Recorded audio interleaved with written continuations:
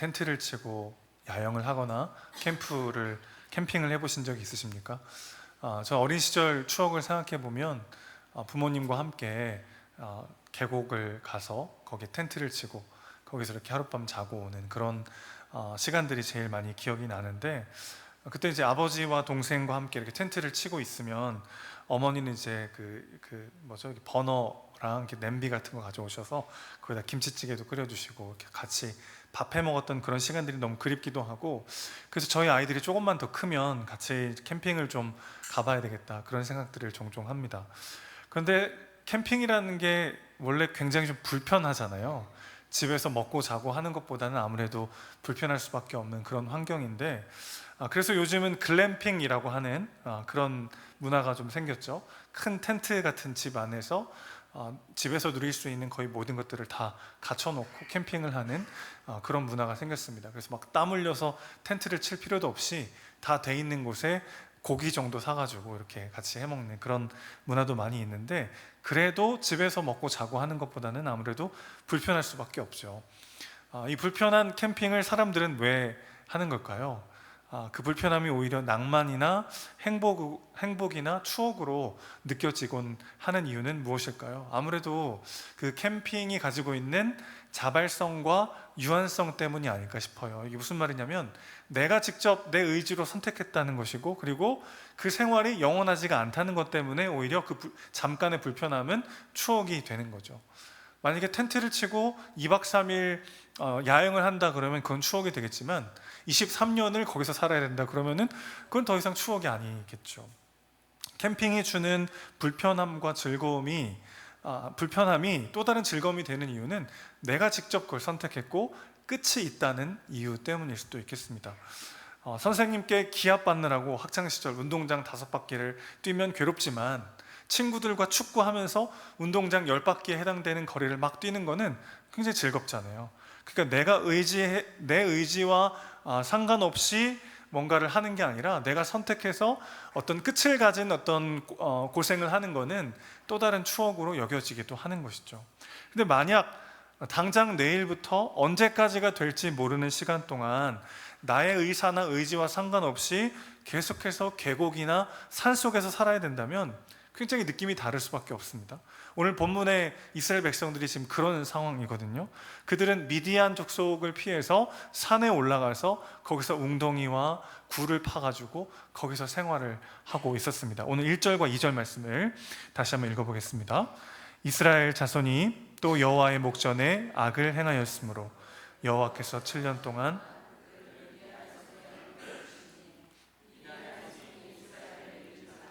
이스라엘 자손이 미디안으로 말미암아 산에서 웅덩이와 굴과 산성을 자기들을 위하여 만들었으며, 미디안 족속의 침략으로 인해서 이스라엘 백성들이 산속에 숨어 살고 굴을 파고 웅덩이를 파서 거기다가 막 자기들이 먹을 만한 것들을 매장해야 되는 그런 상황에 처하게 됩니다. 미디안 족속들은 이스라엘의 땅을 빼앗는 일은 전혀 관심이 없었어요. 평소에는 가만히 있다가 추수할 때가 되면 쳐들어와서 모든 걸 다 싹 털어가는 그런 일을 계속 저질렀습니다. 그러니까 지금 자발적이지도 않고 언제 끝날지도 모르는 비참한 캠핑이 이스라엘 가운데 시작이 된 거죠. 왜 이런 일이 벌어졌습니까? 오늘 1절에 보면 여호와의 목전에 그들이 또 악을 행했기 때문입니다. 사사기가 진행되는 내내 이 패턴이 반복돼요. 하나님 앞에 악을 행하고 하나님을 섬기지 않는 이스라엘을 하나님이 심판하시고, 그래서 이스라엘의 주변 여러 이방 민족들이 이스라엘을 괴롭힙니다. 그럼 이스라엘 백성들이 정신 차리고 다시 회개하고 기도하고 하나님께 부르짖어요. 그럼 하나님이 누굴 보내주시죠? 사사를 보내주셔서 이스라엘을 구원하십니다. 그러다가 또 살만해요. 그러면 이스라엘 백성들이 또 악을 행하고 하나님을 떠납니다. 그럼 하나님의 심판이 이어지고 이방 민족들의 압제가 시작되고, 그러면 또 정신 차리고 하나님 앞에 기도합니다. 그럼 하나님이 또 누굴 보내주세요? 사사를 보내주시죠. 그러다 또 살만하면 어떻게 돼요? 또 악을 행하는 이 일이 계속 반복되는 게 사사기의 이야기인 거죠. 오늘도 그 스토리 중에 일부가 또 시작되려고 하는 겁니다. 여호와의 목전에서 악을 행하자 하나님께서는 이스라엘을 심판하기 시작했습니다. 그런데 그게 아까 읽었던 1, 2절에 어떻게 나와 있죠? 미디안의 손에 하나님이 넘겨주셨다. 미디안의 손에 넘겨주셨다. 여러분, 하나님은 영이십니다. 그래서 그분은 손이 없어요. 그분이 어떻게 넘겨주셨을까요? 사실 성경에는 곳곳에 신인 동형론적 표현이라고 우리가 흔히 부르는데, 그런 방식의 표현이 많이 나옵니다. 이게 무슨 말이냐면, 하나님이라고 하는 무한하고 절대적인 분을 인간의 이해와 인간의 이성으로 다 받아들일 수가 없잖아요. 그래서 의인화해서 우리가 알아듣기 쉽게 하나님을 조금 축소해가지고 표현하는 경우가 왕왕 있습니다. 아이들이 그런 질문할 때 있잖아요. 아빠, 이게 뭐예요? 이렇게 물을 때 내가 알고 있는 거는 설명해 주기 쉬운데 되게 막연하고 추상적인, 그래서 사실 아이의 언어로 설명하기가 어려운 그런 질문들을 할 때가 있잖아요. 아빠, 사랑이 뭐예요? 그러면 뭐라고 대답하시겠어요? 사랑은 언제나 오래 참고, 어떻게 대답하시겠어요? 사랑은 너를 향한 아빠의 마음이야, 이렇게 표현할 수도 있겠고, 표현하는 순간 그 개념이 사실은 축소가 되죠. 하지만 아이가 이해할 만큼의 전달을 하는 방식 아니겠습니까? 그런 방식의 일종의 의인화된 표현이에요. 신인 동형목적 표현이라고 하는 것은 오늘도 지금 그런 방식이 쓰인 겁니다. 그러니까 하나님이 미디안의 손에 이스라엘을 넘겨줬다는 것은 사실 어떤 상황인 거냐면은, 이스라엘이 악을 행하여서 하나님으로부터 멀어졌고, 하나님은 그들을 죄악 가운데 그냥 내버려 두시는 거죠. 하나님의 공급이, 은혜의 공급이 끊어지자 이스라엘 백성들은 속절없이 무너지기 시작했습니다. 하나님이 특별히 막 저주하시고 하나님을 공격하시고 하나님 어디다 집어 던진 것을 의미하는 게 아니라, 하나님으로부터 공급되는 은혜의 공급이 끊어지고 나니까 저절로 그들이 흔들리고 넘어지고 깨지더라는 거죠. 이렇게 예를 들어볼 수 있을 것 같아요. 여러분, 풍선이 여기 있습니다. 예를 한번 상상을 해보세요. 풍선에 바람을 불어넣으면 어떻게 됩니까? 풍선이 부풀어 오르죠. 그러다가 바람이 빠지면 보이지도 않았고 느껴지지도 않았지만 사실은 있는 이 공기압이라고 하는 게 풍선을 짓누르고, 그래서 풍선이 다시 쪼그라들게 되어 있습니다. 우리가 그냥 메시지의 진공 상태에 살고 있는 게 아니라 보이지 않지만 수많은 유혹과 시험이 우리를 둘러싸고 있어요. 그래서 하나님께 딱 달라붙어서 하나님이 불어넣어 주시는 성령의 바람과 그 은혜를 공급받지 못하면 현실의 문제 앞에 우리는 눌리고 흔들리고 넘어질 수밖에 없다는 것이죠. 이스라엘이 지금 그런 상황에 처해 있다는 것입니다. 아까도 말씀드렸지만 미디안 사람들이 막 추수 때만 되면 메뚜기 때처럼 몰려와가지고 막 속칭 싹쓸이를 해가는 거예요. 토지의 모든 소산과 먹을 것과 가축까지 막 다 가져갑니다. 그래서 6절 보시면 이스라엘 백성들이 어떻게 합니까? 미디안으로 인해 심히 궁핍해졌어요. 먹고 살 일이 걱정스러울 정도로 다 뺏어가니까요. 그 산에 올라가서 산에서 먹을 것 찾고, 거기에 굴을 파고 웅덩이를 파서 거기에 먹을 것을 저장하고 숨어 사는 그런 신세에 빠지고 만 거죠. 그러자 그들이 어떻게 합니까? 이스라엘 자손이 여호와께 부르짖었더라 그랬습니다. 그때 하나님이 진짜 이렇게 속 시원하게 내 그럴 줄 알았다 그러면서 그러니까 내가 이렇게 하라고 했지 막 그러셔야 되는데, 하나님은 이스라엘 백성들이 회개하고 돌이켜 부르짖을 때마다 또 처음처럼 그들을 용서하시고 사랑하시고 그들을 회복시켜 주시는 거죠. 여러분, 이게 우리 하나님의 사랑 아니겠습니까? 하나님 막 계산하고 내가 지금 몇 번째 너 3아웃이다 지금, 그렇게 하지 않으시고 또 처음처럼 우리가 하나님께 부르짖을 때 우리를 용납하시고 받아주시는 분이 우리 하나님이신 줄로 믿습니다. 중요한 대목은 이스라엘 자손들이 이 궁핍하고 힘들고 어려운 와중에 뭐 했다는 거예요? 그들이 부르짖어 기도했다는 것입니다. 그들의 몸이 기억하고 있어요. 지금 뭘요? 고난의 때에, 내 힘으로 어찌할 수 없는 어려움의 때에 뭐 해야 된다는 걸요? 기도해야 된다는 것을요. 그들은 흔들리고 넘어지고 또 죄악으로 달려가기 쉬웠던 연약한 죄인들이었지만, 그들의 부모의 부모도 계속해서 고난의 때마다 하나님께 부르짖고, 그럴 때 임재하시고 함께 하셔서 우리를 구원하시는 그 하나님을 지금 기억하고 있는 거죠. 고난 중에 기도하는 이스라엘, 부모의 등을 보고 기도의 DNA가 새겨져 있어요. 그들이 몸이 기억하고 있어요. 어려울 때 기도해야 된다는 것을. 그들의 부모들이 물려준 최고의 유산은 아마 젖과 꿀이 흐르는 땅이 아니라 기도하는 기도의 기억이 아니었겠습니까? 여러분, 힘들고 어려울 때, 고난이 닥치고 내 힘으로 어찌할 수 없는 그런 상황이 있을 때 우리는 뭐 해야 합니까? 기도해야 합니다. 그걸 통해 우리 자녀들이 이 시간을 어떻게 이겨내야 되는지를 가르치셔야 합니다. 그것이 우리가 물려줄 수 있는 최고의 유산인 것이죠. 특세는 끝났지만 우리의 기도의 생활은 다시 출발합니다.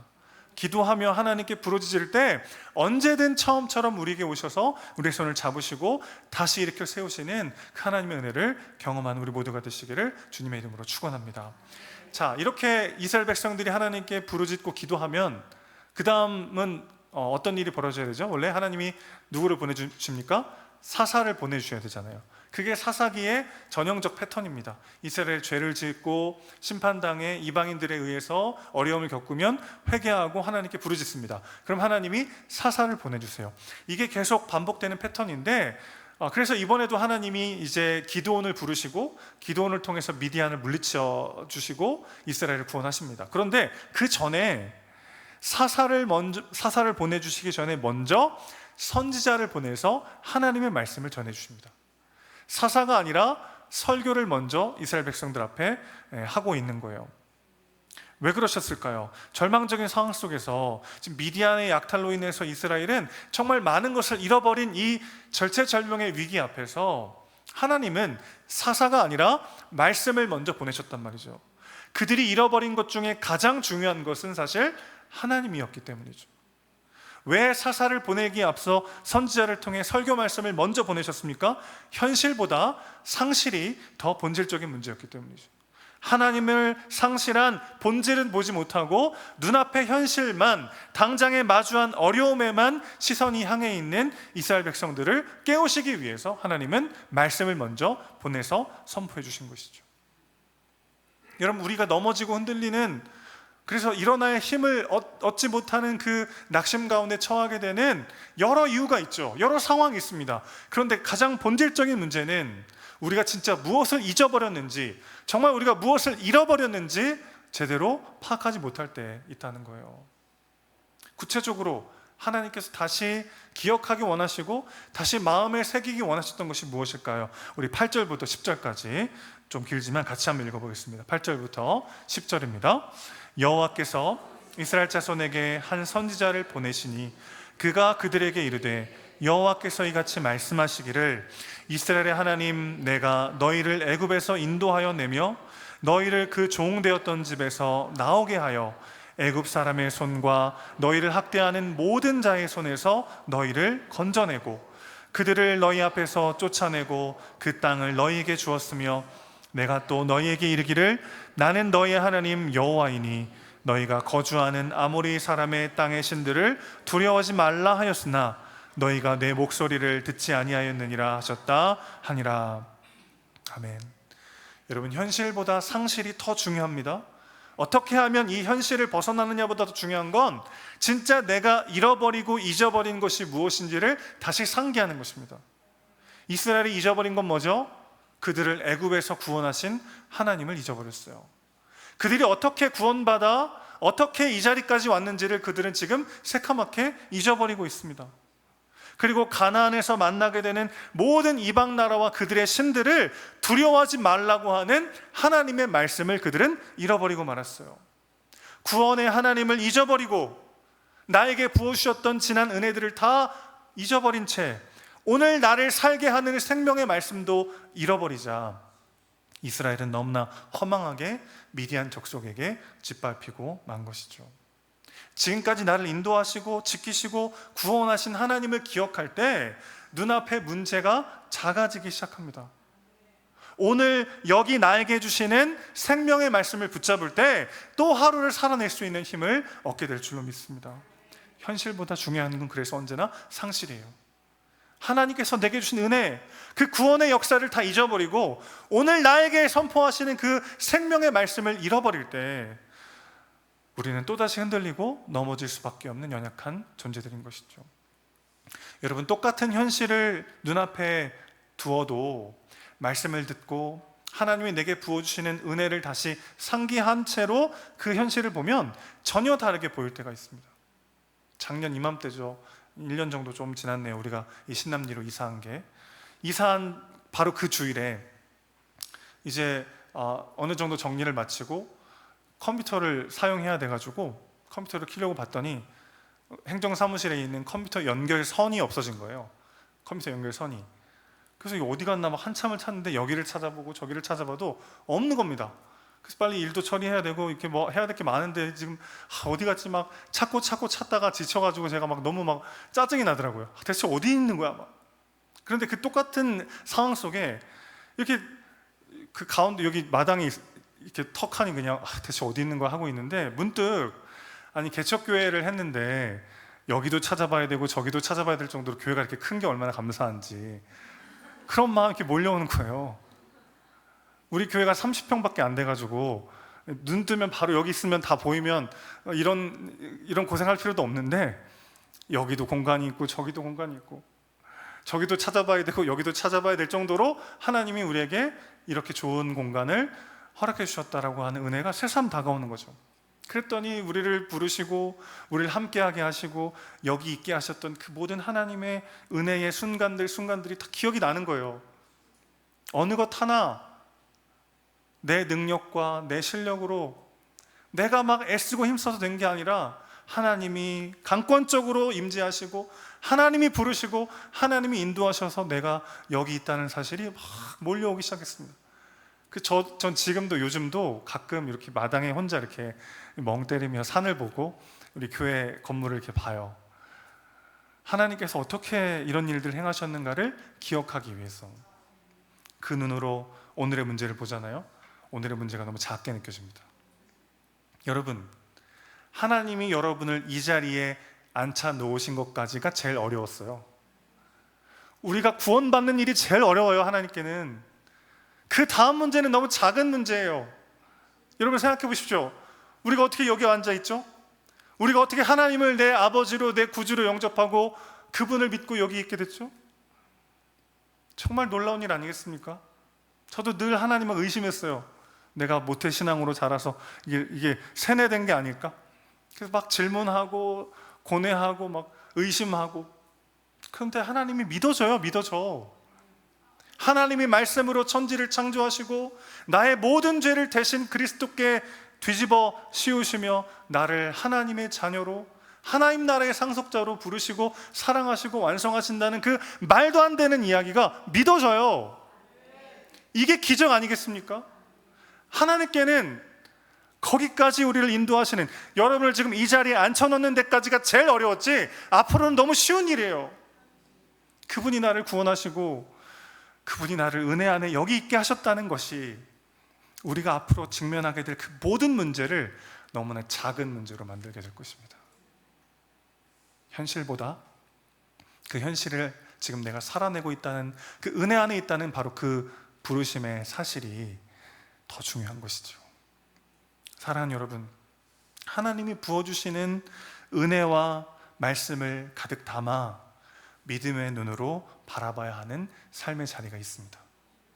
내 경험, 내 상식, 나의 원함과 나의 감정으로 바라보면 답이 보이지 않고 내가 대체 여기서 뭐 하고 있는 건지 아무 의미도 찾을 수 없는 그런 순간들이 있어요. 그때 우연은 하나도 없고 그 모든 것들을 사용하셔서 나를 여기 있게 하신 하나님의 은혜가 무엇인지를 기억하셔야 합니다. 오늘 내게 주시는 생명의 말씀으로 나를 채우고 그 말씀의 안경으로 내 삶을 바라볼 때 전혀 다른 새로운 의미와 생명의 길이 열리는 것을 경험하게 될 줄로 믿습니다. 회복은 항상 거기서부터 시작인 거죠. 하나님이 미디안의 손에서 이스라엘을 구원하시기 위해서 기드온을 사사로 부르십니다. 기드온은 지금 뭐 하고 있었냐면 적들의 눈을 피해가지고 숨어가지고 타작하고 있었어요. 이 초라하고 연약한 한 남자에게 여호와의 사자가 가서 이렇게 말합니다. 큰 용사여, 하나님이 너와 함께 하시도다. 기드온도 기가 찰 노릇이에요. 지금 내가 지금 숨어가지고 아무도 안 보이게 숨어가지고 몰래 타작하고 있는 이 초라하고 비참한 나의 모습을 본인도 알잖아요. 근데 자기한테 지금 큰 용사여 이러고 있단 말이죠. 근데 12절 말씀을 히브리 원문을 직역하면 이렇게 해석할 수 있어요. 하나님이 함께 하신다? 큰 용사요. 뭐가 먼저입니까? 하나님이 함께 하신다는 거예요. 누가 큰 용사입니까? 키는 190 이상이고 엄청난 스펙과 실력을 가진 사람이 큰 용사가 아니라 하나님이 함께 하시는 자가 진짜 큰 용사라는 거죠. 그럼 여러분, 우리가 진짜 집중해야 되는 건 뭡니까? 내가 지금 뭘 가졌지? 내가 지금까지 뭘 이뤘지? 내가 지금 처한 현실 속의 문제가 뭐지보다 더 중요한 건 뭐냐면 내가 하나님과 함께하고 있는가.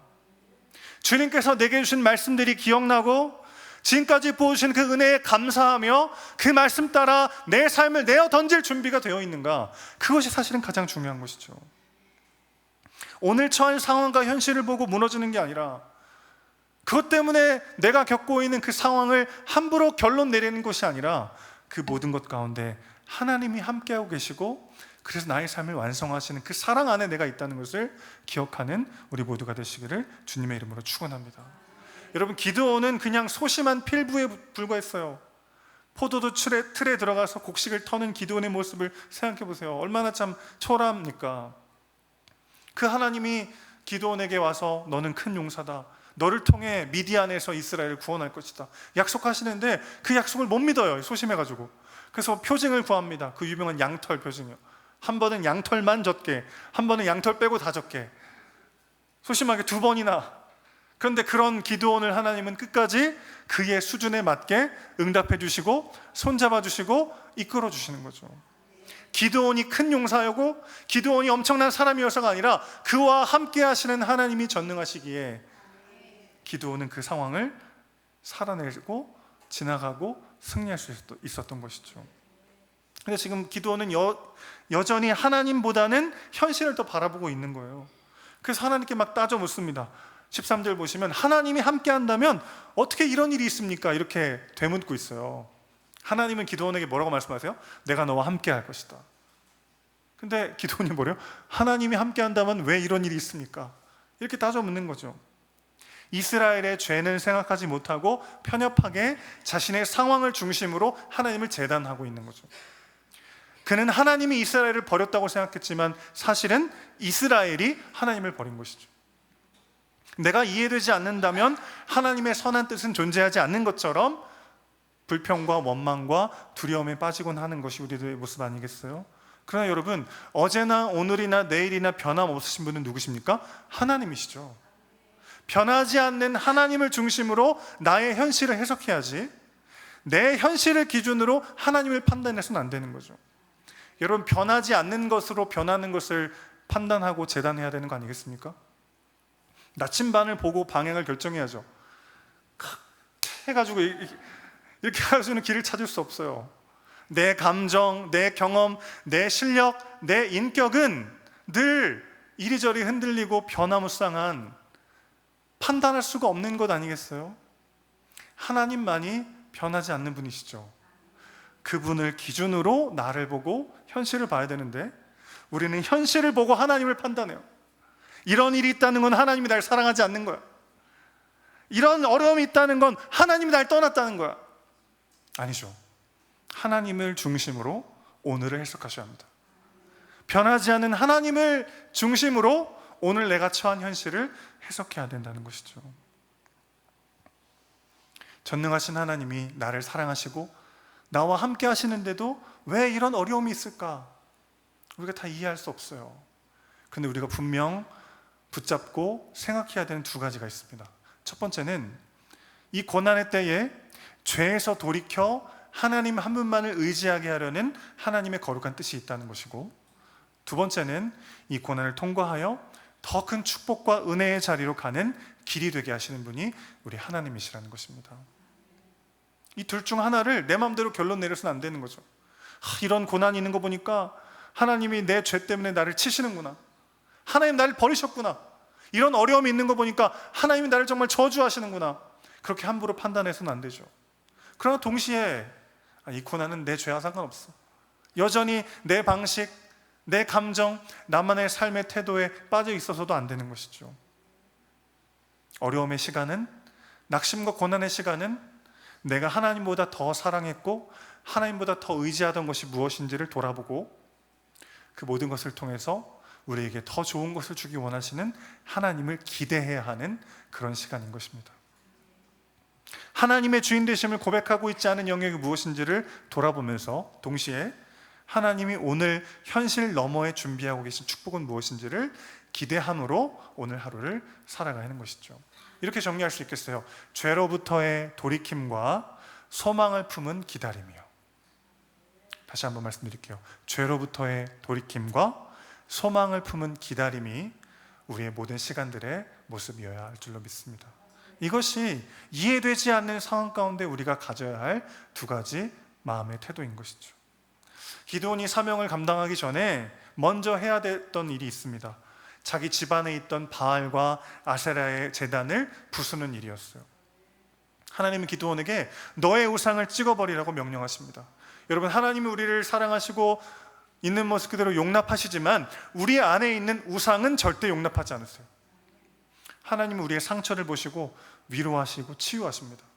우리의 성향과 달란트는 용기를 주시고 귀하게 사용해 주십니다. 그런데 우리 안에 있는 우상은 철저히 깨트리십니다. 그래야 진짜 하나님의 은혜와 사랑을 풍성히 누리는 하나님의 자녀로 걸어갈 수 있기 때문이죠. 그래서 기드온에게 그 우상들을 다 깨버리라고 명령하세요. 기드온이 순종하긴 합니다. 그런데 언제 해요? 사람들의 눈을 피해서 밤중에 몰래 합니다. 여러분, 우상은 단순하지가 않아요. 우리의 마음과 생각과 전 존재에 맞닿아 있습니다. 그래서 그것을 버리려고 하면 두려움과 초조함에 사로잡히기가 쉬워요. 그러나 담대히 하나님의 말씀을 붙잡고 나의 삶을 그분께 내어드릴 때 하나님이 열어주시는 가장 좋은 길을, 가장 완전한 길을 걸어가는 인생으로 우리를 완성하실 줄로 믿습니다. 사랑하는 여러분, 여러분이 지금 바라보고 계신 현실은 어떤 현실이십니까? 현실보다 그 가운데 내가 놓치고 있었던 것이 더 중요하다는 것을 기억하십시오. 지금까지 인도하신 하나님의 은혜가 뭔지를 기억하고 오늘 나에게 주시는 그 말씀 붙잡고 내가 나아가야 할 길을 제시하시는 그분의 말씀 앞에 나의 삶을 내어드리는 우리 모두가 되시기를 주님의 이름으로 축원합니다. 그럴 때 나의 고난을 넘어, 나의 한계를 넘어, 내 현실을 넘어 우리 삶을 완성하시는 그 은혜의 손길 안에, 그 능력의 손길 안에 우리가 있다는 것을 우리는 경험하게 될 줄로 믿습니다. 하나님과 함께 또 한 주를 살아내는 저와 여러분 되시기를 주님의 이름으로 축원합니다. 아멘. 찬양하겠습니다.